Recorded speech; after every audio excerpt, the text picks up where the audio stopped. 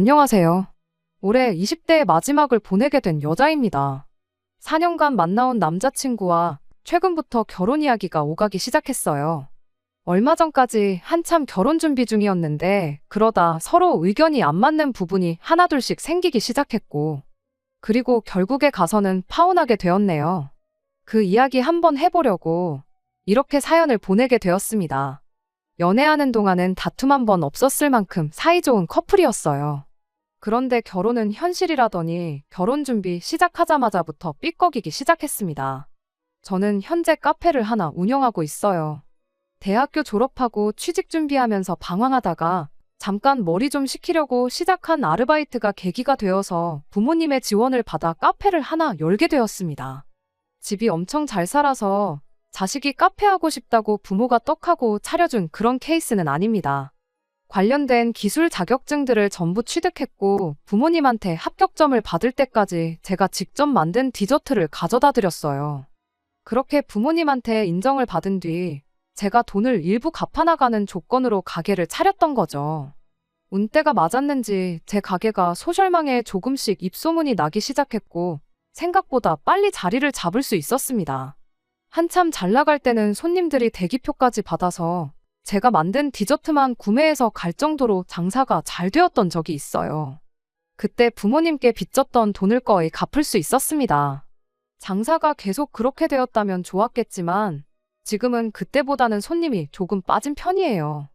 먹는 것도 유행이 돌고 도는 거니까 트렌드에 뒤지지 않게 계속 노력하고 있고 지금은 그래도 다행히 가게가 완전히 자리를 잡아서 직원 2명 쓰면서도 평균적으로 매달 500만 원 정도를 벌고 있습니다. 일단 7일 내내 장사를 하다 보니 딱히 돈 쓰러 다닐 시간도 없어서 어느덧 제 통장에는 1억 5천이라는 큰 돈이 모여 있었습니다. 제 남자친구의 경우에는 현재 대기업을 다니고 있어요. 연봉은 9천 정도 받고 있고 현장직이다 보니 정년까지도 문제없다는 식으로 늘 저에게 그렇게 말을 했었습니다. 모아놓은 돈은 8천만 원으로 저보다 액수 자체만 두고 본다면 적은 편이긴 하지만 출퇴근용으로 차 한 대 가지고 있고 연봉 9천이면 저보다 벌이가 조금 나은 편이니 그렇게 큰 차이가 난다고 볼 수는 없겠네요. 둘이 서로 좋아서 결혼하는 건데 내가 모은 돈이 얼마, 내 월급은 얼마 이런 거 따질 필요까지 있나 싶지만 결혼이라는 게 마음만 가지고 결정할 만큼 쉽게 정할 일은 아니잖아요. 사실 벌이랑 모아놓은 돈만 가지고 말해서 그렇지 따지고 보면 저는 제 이름으로 가게가 있기 때문에 권리금이랑 이런 거 따져보면 솔직히 당장만 두고 보면 남자친구보다 훨씬 더 해오는 거나 마찬가지거든요. 그런데 그런 건 생각도 안 하고 사소한 거 하나하나 따지고 들기 시작하니까 연애할 때랑은 다르게 사소한 걸로 자꾸 다투게 되더라고요. 그야 연애할 땐 그런 조건 같은 거 서로 알 필요도 없었던 걸 테니 어찌 보면 당연한 일이긴 한 것 같네요. 자랑하려는 건 아니지만 말씀드렸다시피 저희 부모님이 경제적으로 적당히 여유가 있는 편이세요. 두 분 노후 준비도 다 끝나 계신데 저희 아버지는 아직도 경제활동을 하고 계시지요. 제 위로 오빠가 한 명 있는데 이미 결혼을 했다 보니 더 이상 크게 돈 들어갈 일도 없으시고요. 제가 결혼하면 오빠랑 똑같이 해주신다고 하긴 하셨는데 그 돈은 이미 따로 준비가 다 되어 있는 상황이기까지 합니다. 그래서 제가 여태껏 모아놓은 돈이나 가게를 제외하더라도 당장 결혼한다 하면 부모님께 2억 정도를 받아올 수 있는 상황이에요. 남자친구 부모님은 저희 부모님과 동년배의 분들이십니다. 그런데 경제활동을 따로 안 하고 계세요. 그 이유가 참 어이없는 이유였습니다. 아들이 좋은 직장에 높은 연봉 받으면서 일하는데 더 일할 필요가 뭐가 있다면서 그렇게 바로 은퇴를 하셨다대요. 그래서 남자친구가 현재 집안의 가장 아닌 가장이 되어 있는 상황이고요. 그 이야기를 들으니 거의 한 달에 600 가까운 월급을 받으면서 모아놓은 돈이 그것밖에 안 되는 이유가 왜였는지 알겠더라고요. 월급도 월급이고 대기업이니만큼 해마다 성과급도 있을 텐데 모르긴 몰라도 600만 원만 받는 게 전부는 아닐 거라는 확신도 있는데 그런데도 모아놓은 돈이 그 정도라는 건 뭔가 이유가 있어서 그런 거였겠죠. 아무튼 그거야 여지껏 그래왔으니 되돌릴 수도 없는 거고 그냥 묻고 가려고 했어요. 대기업 들어갈 만큼 기술을 배울 때까지 남자친구가 부모님 도움을 받았을 거 아니겠나요? 저 또한 가게를 부모님 돈으로 차렸었고 그 돈을 갚았으니 남자친구 또한 부모님께 받은 만큼 갚은 거라 생각하기로 했어요. 제 나름대로 그동안 어떻게 해왔는가가 중요한 게 아니라 앞으로 우리가 어떻게 사느냐가 중요한 거라고 생각했던 거죠. 그런데 남자친구는 우리가 앞으로 결혼을 하더라도 부모님 생활비는 자기가 계속 챙겨드리고 싶다고 하네요. 그동안은 자기가 자리를 잡을 수 있게 도와주셨던 걸 갚는 거라면 결혼하고 나서 드리는 돈은 자기를 이 세상에 태어나게 해주고 여지껏 키워주신 은혜를 갚는 거라는 겁니다. 은혜 갚는 게 나쁘단 건 아니지만 돈으로 환산할 수 없는 걸 두고 갚겠다고 드니 마음이 답답했죠. 그래도 두 사람 월 수입을 합치면 한 달에 이미 1,000만 원이 넘어가 버리기 때문에 그 정도 생색은 내도 되겠다 싶었습니다. 그래서 고민 끝에 남자친구에게 그렇게 하자고 대답을 해줬지요. 자기가 먼저 그렇게 하겠다고 한 거 그렇게 하라고 대답했을 뿐인데 남자친구는 고마워하는 게 아니라 진짜냐고 하는 듯한 표정으로 살짝 당황부터 해왔어요. 그 반응이 참 의아했는데 알고 보니 다른 꿍꿍이 속이 있었던 거였습니다. 그 이야기를 나누고 얼마 지나지 않아 남자친구는 난데없이 부모님께 생활비를 보태겠다던 그 계획을 갑자기 철회하더라고요. 무슨 바람이 불어서 저러나 했는데 생활비를 보태는 것보다 한 집에 같이 모시고 사는 게 어떻겠냐고 물어왔어요. 솔직히 매달 거의 200만 원 가까운 돈을 생활비로 드리겠다고 했을 때 거절에 마땅한 걸 그렇게 하라고 했으니 저는 할 만큼 그 이상을 해준 거라 생각했거든요. 그런데 남자친구는 그런 말도 안 되는 부탁을 허락해주니 지 딴에는 제가 마치 자기가 부탁만 하면 원하는 대로 다 들어주겠다 그렇게 생각했는가 봅니다. 저를 완전 호구로 봤던 거죠. 당연히 제가 그러자고 대답하는 줄 알았나 본데 제가 당장에 냉랭한 반응을 보이기 시작하자 남자친구가 합가를 해야 하는 이유라며 저를 설득하기 위해 제 앞에 되도 않는 이야기를 꺼내기 시작했어요. 일단 공평한 결혼을 하기 위해서라면 출퇴근 거리부터 생각해 봐야 한다는 말부터 꺼내더라고요. 남편 회사는 서울 밖이고 제 가게는 서울 중심가에 위치했다 보니 사실 그간 신혼집을 어디에 구해야 하는 게 좋을지가 가장 큰 고민거리이긴 했어요. 제가 3억 5천 정도 있고 남자친구가 1억 가까이 모아놓은 상황이다 보니 당장 집을 구하면 충분히 구할 만큼이긴 했지만 두 사람 출퇴근 거리를 만족시킬 만한 중간 지점이 아무래도 위치다 보니 두 사람 모은 돈 가지고는 택도 없었고 거액의 대출을 받자니 남자친구 집에 생활비까지 내주면서 이자를 내는 건 오히려 손해에 가까운 결정이었습니다. 그런데 남자친구 말은 부모님 집을 정리하면 그 돈이 2억 정도 된다고 그렇게 되면 둘이 반반 결혼을 하는 거나 마찬가지고 결혼 자금도 늘어나는 거니 중간쯤에 집을 구할 만큼은 되지 않겠냐는 거죠. 그러면서 결정타를 날리는 겁니다. 부모님한테 앞으로 생활비를 보낸다면 100세 시대인 걸 감안해서 앞으로 40년 그걸 총액으로 다시 계산해보면 거의 10억에 가까운 돈이 들어갈 거라는 거죠. 그러니까 따지고 보면 생활비 안 드리고 부모님 집 팔아서 결혼하는 게 저한테 있어서 12억이나 이득을 보는 일이라는 거예요. 무슨 할머니들 등쳐먹는 약장수 같은 소리를 하고 있냐고 말도 안 되는 소리 하지 말라고 했어요. 결혼하자마자 시부모를 모시고 살게 생겼는데 그게 어떻게 어딜 봐서 공평한 반반 결혼이냐고요. 지나가는 개가 들어도 내가 손해인 거 알겠다고 아무나 붙잡고 그게 진짜 공평해 보이는지 한번 알아보라고 했죠. 그랬더니 남자친구가 한다는 소리가 그러면 우리는 주말 부부를 해야 한다는 거예요. 자기는 부모님 집에서 출퇴근하면 훨씬 덜 피곤하고 좋은데 저 때문에 안 그래도 일하느라 지친 몸 출퇴근하다가 몸이 축나겠다면서요.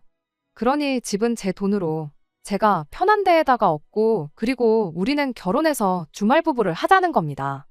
공평하게 한 주는 자기가 올라오고 한 주는 제가 내려가고 하는 식으로 하자는데 이 인간한테는 공평하다는 말이 자기가 무조건 유리하게 만드는 상황을 두고 하는 말처럼 느껴졌습니다. 주말에만 얼굴 보고 살면 괜찮겠냐며 협박 아닌 협박을 하는 꼴을 보고 있자니 저도 슬슬 인내심의 한계가 오기 시작했지요. 주말 부부 할 거면 지금 연애하는 거랑 뭐 딱히 달라지는 거 있냐고요.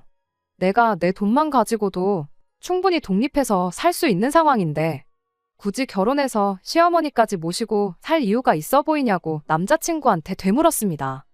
그랬더니 남자친구가 이리 말하더군요. 그럼 제 돈으로 집을 하나 구해서 그 집에 자기 부모님이 살게 하면 어떻겠냐는 겁니다. 우리들은 근처에 전세 얻어서 신혼살림 차리는 쪽으로 하고요. 그렇게 되면 부모님이 가까이 사는 만큼 우리 집에 자주 들릴 수 있게 될 텐데, 그럼 어머니가 일하느라 바쁜 우리 대신에 집안일도 대신해주고 그러시지 않겠냐. 그럼 우리도 따로 월급 주듯이 드릴 수 있지 않겠냐는 거죠.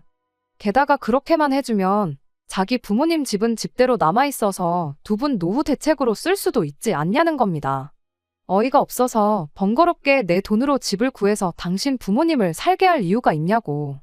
그리고 현찰 자체만 두고 보면 내가 훨씬 많은데 내 돈으로 신혼집을 구하고 당신 돈으로 부모님이 새들어 살 집을 구하는 게 이치상 맞지 않냐 따졌어요. 그랬더니 남자친구가 한다는 소리가, 원래 결혼할 때 집은 남자가 해오는 거 모르냐고. 너는 혼수로 우리 부모님한테 집을 하나 얻어주는 거라 생각하면 쉽지 않냐는 거예요. 그래서 혹시 그 뜻이 당신이 집 해오면 집 명의는 누구 이름으로 하는 거냐 물었더니 자기가 집 해오는데 자기 명의로 하는 게 당연하지 않겠냐고 당당하게 대답하더군요. 더 길게 두고 볼 게 없어서 그냥 결혼은 없던 일로 하자고 했습니다. 남자친구가 장난치지 말라는 듯이 자기가 집도 해오고 다 해오겠다는데 뭐 그렇게 까탈스럽게 구냐고 하더라고요. 내가 농담하는 것 같냐고 말하고 자리에서 일어나니 그제서야 사태의 심각성을 깨달았는지 자기가 잘못 생각한 것 같다고 그냥 부모님께 생활비 보내드리는 걸로 하겠다고 하는 겁니다. 저렇게 사과하고 나서는 걸 보니 자기가 어느 부분부터 말도 안 되는 억지를 부리고 되도 않는 애누리질을 하려고 했는지는 진작부터 알고 저랬다는 게 뻔히 보이더라고요. 제가 뒤도 안 보고 무시하고 지나가니 제 앞까지 쫓아와서는 자기 같은 남자 찾기 힘들 거라고, 후회할 거라고 하는 거예요.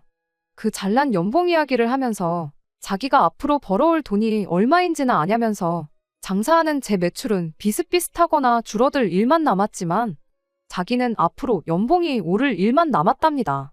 성과급도 거의 몇 달치 월급이 들어온다나요. 저보고 계산기 잘 두들겨 보라고 지금 자기한테 사과하면 그냥 넘어가 주겠다고 뻔뻔하게 말을 하더라고요. 그 말이 끝나자마자 구둣발로 정강이를 콱 찍어버렸습니다. 공부만 한 새님이라 그런지 맷집이 없어서 으악하고 다리를 부여잡고 바닥에 주저앉더라고요.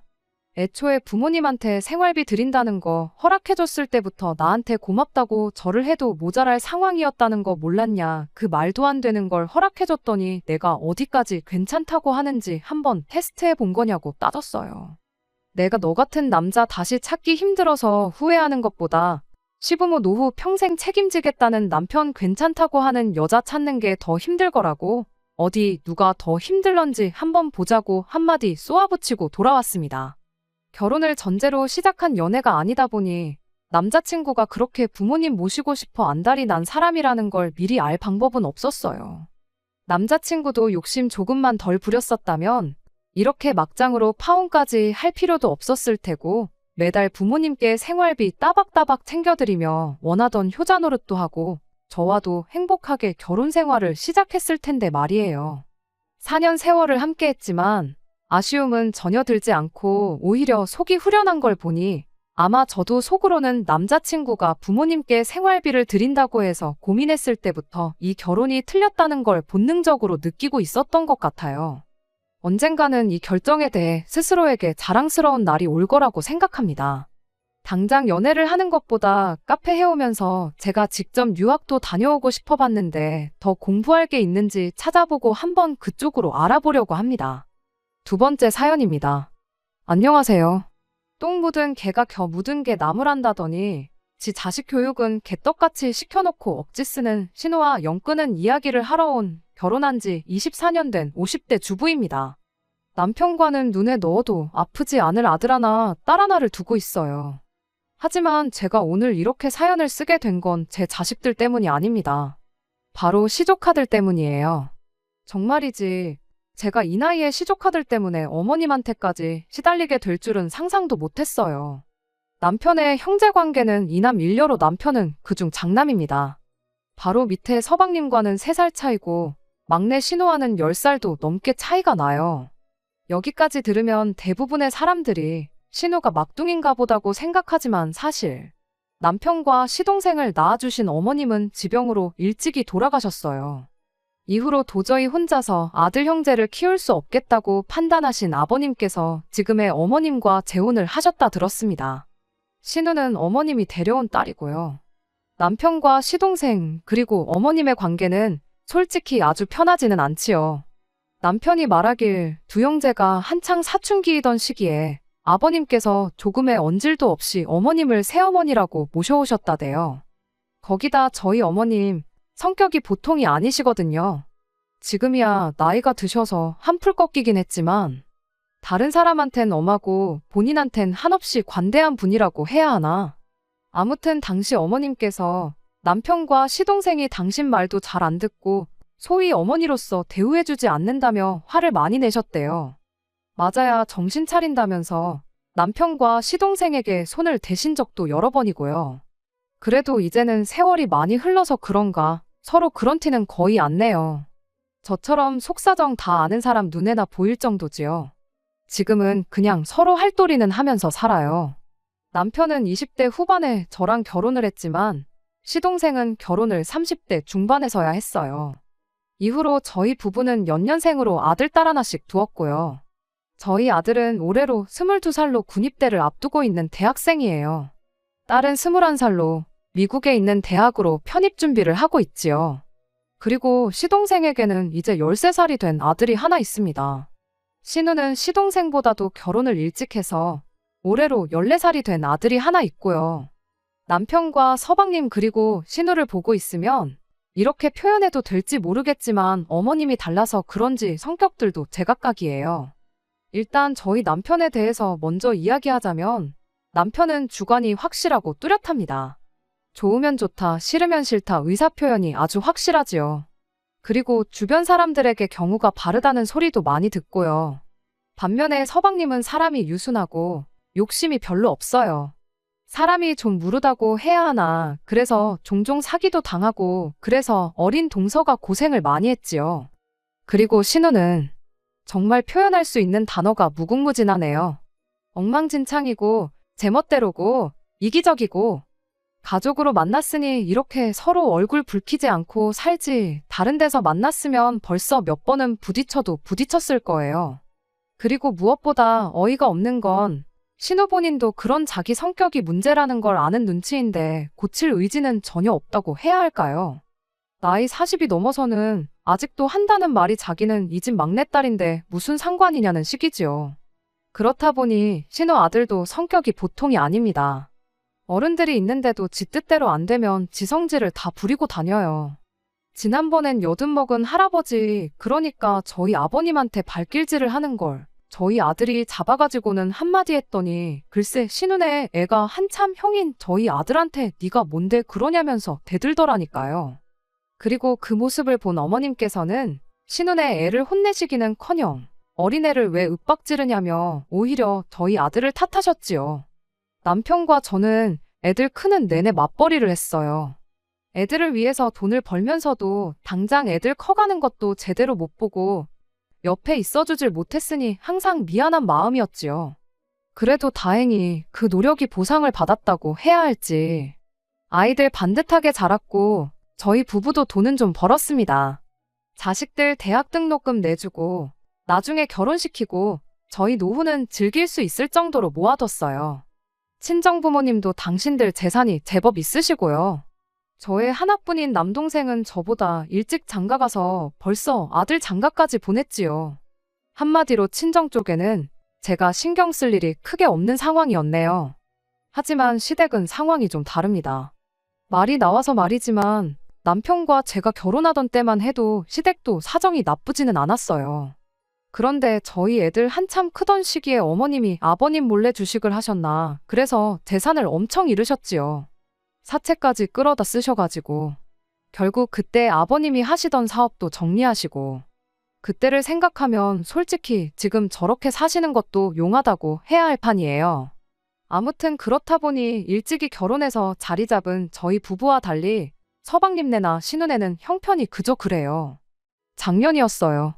둘째인 저희 딸이 대학에 입학한 게 다 키웠다고 하기엔 아직 너무 어리지만 그래도 이제 자기도 어른이라고 아르바이트도 시작하고 그러니까 저도 한숨 돌리게 되더라고요. 그러면서 이제 시조카들이 눈에 들어오대요. 그리고 작년 어린이날이었습니다. 그때는 둘 다 초등학생이긴 했지만 그래도 고학년이니까 요즘 애들이 빠르잖아요. 그래서 용돈하라고 한 사람당 10만 원씩 줬어요. 그랬더니 시동생네 아들이 두 손을 배꼽에 딱 포개 얹고서는 큰어머니 감사합니다 그러대요. 학교에서 배운 건지 어쩐지는 몰라도 요새도 저렇게 인사하는 애들이 있나 싶어서 보기에 너무 예쁘더라고요. 그런데 신우네 애는 제 앞에서 딱 봉투를 열어보더니 애게 10만 원이네 그러더니 돈이 적답니다. 그리고는 제 앞에 봉투를 던지듯 놓더니 더 줘 이러는 거예요. 더 주세요도 아니고 더 줘 딱 두 글자요. 그리고 어쩜 애가 그런 표정을 지을 수 있는지. 저 정말 깜짝 놀랬어요. 화도 났고 동시에 싫다는 애 어르고 달래면서까지 용돈을 쥐어줘야 하나 싶더라고요. 그리고 딱 보니까 저희 남편도 화가 단단히 났더라고요. 곧이어 남편이 신우네 애가 집어던진 돈 봉투를 집어들더니 그걸 시동생네 애한테 줬습니다. 이것도 너 가져라 하니까 그제서야 신우네 애가 자기 건데 왜 걔를 주냐면서 내놓으라고 땡깡을 부리대요. 제가 너가 싫다고 하지 않았냐며 시동생네 애한테 이것도 네 거라고 다시 한번 확인을 시켰더니 아주 거실 바닥에 드러누워서는 저는 그렇게 떼쓰는 애는 정말 처음 봤어요. 그러자 어머님까지 나서서는 어른이 애를 상대로 뭐 하는 거냐고 저에게 한 소리 하셨습니다. 그러자 남편이 나서서는 애가 저 모양인데 아무도 혼을 안 내냐고 어머님 말씀을 받아치더라고요. 신우한테도 자식 교육 똑바로 시키라면서요. 저도 사람인데 하물며 제 배 아파서 낳은 자식도 아닌데 어떻게 시조카들이 똑같이 예쁠 수가 있겠어요. 공손하고 말도 조근조근하는 서방님네 아들이 저는 훨씬 좋더라고요. 신우네 애는 뭐 솔직히 인사를 한번 똑바로 하기를 하나 그렇다고 신우가 저희한테 잘하는 것도 아니지 정을 줄래야 줄 수가 없었습니다. 그러다 작년 연말에 남편 지인으로부터 모 호텔 식사권이 선물로 들어왔어요. 그런데 저희는 이미 그 호텔에 예약을 해둔 상황이었거든요. 굳이 두 번씩이나 갈 필요가 있나 싶어서 어떻게 할까 고민을 하는데 남편이 지나가는 말처럼 시동생네 아들이 이번에 그림 그리는 대회에서 우수상인가 받았다고 하대요. 그래서 그러면 축하도 할 겸 다 같이 가면 좋겠네 싶어서 시동생한테 주라고 했어요. 그런데 그 이야기가 신우 귀에도 들어갔던 모양이에요. 누가 흘렸는진 모르겠지만 센스껏 비밀로 했으면 좋았을 텐데 말이지요. 물론 제가 그걸 따지자는 건 아니고 그렇다고 저희가 나쁜 짓을 한 것도 아니잖아요. 그런데 신우가 아주 난리를 치더라고요. 우수상을 받았다길래 축하한다는 의미로 준 거라고 설명을 하니 자기 아들도 옛날에 그 상 받았었답니다. 이미 다 지난 일을 가지고 뭐 어쩌라는 건가. 이때부터는 저도 짜증도 나고 난처하고 그래서 오빠인 저희 남편한테 이야기하라고 했네요. 그런데 신우가 저희 남편이 아닌 어머님께 이 상황을 일렀던 모양입니다. 어머님께서 저한테 전화를 하시더니 다짜고짜 저를 나무라셨거든요. 고생하고 사는 네 신우 보면 드는 생각도 없냐면서 당신 둘째 며느리는 멋대가리도 없는데 뭐 한다고 아깝게 호텔 식사권 같은 걸 걔를 주느냐면서. 저도 동서처럼 똑같이 며느리 입장이라 그런지 그런 어머님의 말씀이 듣기 꽤 거북하대요. 결국 듣다 못한 제가 어머님께 저희 부부가 받은 선물이니 누구에게 주든 그건 저희가 알아서 할 일 같다고 했습니다. 그리고 이렇게까진 말하지 않았지만 제 나이 50이 넘어서 이런 것까지 잔소리를 들어야 하나 싶더라고요. 어머님께서는 계속해서 신우네도 사주라고 시동생네 준 거보다 더 좋은 걸로 사주라고 억지를 쓰셨는데 제가 끝끝내 말씀대로 하겠다는 소리를 안 했어요. 그랬더니 어머님도 화가 많이 나셨는지 저희 남편한테까지 전화를 하셔가지고는 인생 그렇게 야박하게 살지 마라. 네 여동생 보면 불쌍하지도 않냐? 뭐 말도 안 되는 말씀을 많이 하셨더라고요. 그런 어머님께 참다 못한 남편이 잘해주고 싶은 사람한테 잘해주는 건 우리 부부의 자유니까 너무 이래라 저래라 하지 마시라 하곤 전화를 끊었다대요. 하지만 여기까지는 얼마 전에 벌어진 일에 비하면 애교 수준에 가깝습니다. 설을 며칠 앞두고 있던 어느 날이었어요. 아들이 자기 방에서 게임기 하나를 들고 나오더니 시동생네 아들 이름을 꺼내면서 이거 걔 줄까? 하고 묻더라고요. 대학교 들어가고 아르바이트해서 산 비싼 게임기였기에 제가 이제 안 할 거냐고 아깝지 않냐고 물었어요. 그랬더니 곧 군대도 가니까 자기가 가지고 있어봤자 별로 쓸모가 없을 것 같다대요. 그래서 네 물건이니까 너가 알아서 하라고 했어요. 이후로 며칠 뒤 아들이 친구들 만나러 가는 길에 서방님네 들려서 전해준 모양입니다. 동서한테 전화가 와서는 사실 그 집 아들, 그러니까 시조카가 예전부터 갖고 싶다고 노래를 부르던 건데 형편이 빠듯해서 못 사주고 있었다대요. 그러면서 너무 고마워하길래 저는 괜찮다고 누구든 잘 쓰면 좋지 그렇게 답했습니다. 그리고 이번에는 동서한테 입단속을 시키긴 했어요. 괜히 신우기에 들어가면 골치 아프니까 우리끼리만 알고 있자고요. 하지만 생각해보면 어른들끼리나 입을 맞추는 게 되지 애들이 그런 속이 어디 있겠어요. 지난 설 당일이었습니다. 어머님 아버님이 사시는 집은 평수가 작아서 다 같이 모이기엔 조금 빠듯해 저희 집에 온 식구가 모였지요. 느지막이 도착한 신우는 어머님 아버님 말동무 해드린답시고 음식 준비하는데 쏙 빠져 있었고 저랑 동서만 부엌에서 식사 준비를 하고 있었는데 그때 작은 방에서 애들 싸우는 소리가 들려오더라고요. 말이 좋아 싸우는 거지. 이번에도 시동생네 애가 일방적으로 당하고 신우네 애가 악다구니를 쓰는구나 싶었습니다. 그리고 곧이어 신우네 애가 뛰어나와서는 제 아들한테 소리를 지르기 시작하대요. 왜 자기는 안 주고 쟤만 주냐면서 뺏어달라고 당장 자기도 달라고. 나중에 동서가 엄청 미안해하면서 말하기를 자기는 애더러 분명히 게임기는 가져가지 말라고 했대요. 그런데 애가 뭐 그런 속이 어디 있어요. 그냥 자랑도 하고 싶었을 테고. 기어이 게임기를 챙겨와서는 방에서 몰래 게임을 하다가 신우네 애한테 딱 걸렸던 거지요. 아무리 그래도 그렇지. 신우네 애 고작 14살인데 22살 먹은 형인 저희 아들한테 야 너 소리는 기본이고 지 기분 나쁘다고 계속 찾아가며 욕을 하는데 기도 안 차대요. 그런데 신우는 그런 애한테 따끔하게 야단을 치기는커녕 자기까지 나서서는 저희 애한테 뭐라고 하는 겁니다. 형이 돼가지고 동생들 차별이나 한다면서 급기야 어디서 보고 배운 버르장머리냐고 다그치기까지 했지요. 그러자 저희 애도 황당했는지 잠깐 멈칫하더니 곧장 신우더러 고모 말씀이 너무 심하신 거 아니냐고 제 물건인데 제가 누구한테 주던 그게 무슨 상관이냐고 따지더라고요. 그러자 이번엔 어머님까지 가세하셔가지고는 저희 아들을 나무라기 시작하셨습니다. 하는 짓이 어쩌면 인정머리라곤 하나도 없다면서 아주 지 부모들을 쏙 빼닮았다나요. 그때 솔직히 당신 친아들이었어도 저희 남편이나 저한테 저렇게 말씀하실 수 있었을까 싶었지요. 하지만 이런 재충격과는 별개로 어머님께선 계속 당신이 하고 싶은 말만 퍼부으셨습니다. 그리고는 신우네 애를 끌어안고서는 말 그대로 어구어구 내 새끼 하시더라고요. 그러면서 시동생네 애한테 게임기를 가지고 오라 하시더니 그거 형인 신우네 애한테 양보하라고 하시는 게 아니겠어요?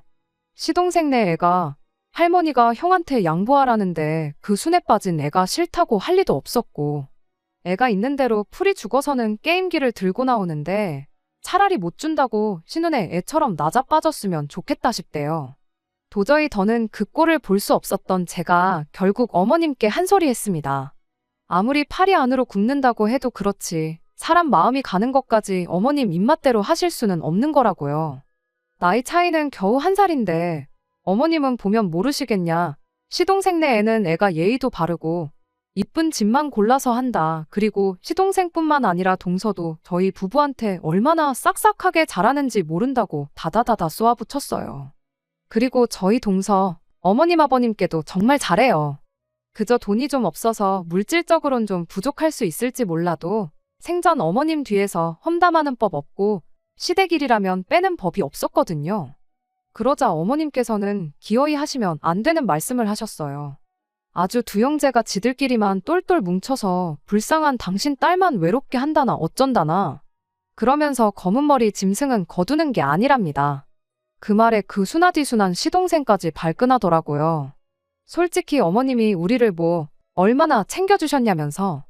어머님이 저희 집 들어와 사시면서 어디 나가서 돈을 버셨냐. 그렇다고 저희 도시락 한 번을 제대로 챙겨주셨냐. 솔직히 애들 싸움이 순식간에 어른 싸움이 되면서 신우 남편까지 가세해가지고 난장판이 되었습니다. 결국 저희 남편이 한마디 하더라고요. 서로 할도리만 하고 살고 다른 건 간섭하지 말라고요. 내가 이 사람한테 잘해주던 저 사람한테 잘해주던 제3자는 끼어들지 말라고 아주 딱 선을 그어버렸다니까요. 그리고는 신우한테 네 자식 교육 개같이 시키는 건 상관없는데 앞으로 네 자식이 지멋대로 굴어서 어른들이나 사촌들한테 실수를 하면 그건 부모 문제니까 그냥 안 넘어갈 거라고 경고장을 날렸지요. 솔직히 피 한 방울 안 섞이긴 했어도 거의 40년 가까운 세월을 가족이란 울타리 안에서 같이 지낸 사람들입니다. 그런데 그렇게 순식간에 냉랭해지는 걸 보고는 저도 생각이 많아지더라고요. 신우는 그런 저희 뒤통수에다 대고선 나중에 저희 애들이 시집장가 가면 자기도 가만 안 있을 거라는데 그건 또 무슨 개뼈다고 뜯어먹는 소리인지. 솔직히 저희 입장에선 저희 남편도 하는 말이지만 이제 와서 어머님 안 보고 신우 안 보고 산다고 아쉬울 게 뭐가 있겠어요? 뭐 입 아프게 이러쿵저러쿵 말할 것도 없고 자식 교육이나 똑바로 시켰으면 좋겠네요. 저도 머리가 아파서 더는 신경 안 쓰렵니다. 끝까지 들어주셔서 감사합니다. 오늘의 사연은 여기까지입니다. 구독과 좋아요, 알람 설정 부탁드리고 더 좋은 사연으로 다시 찾아뵙겠습니다. 감사합니다.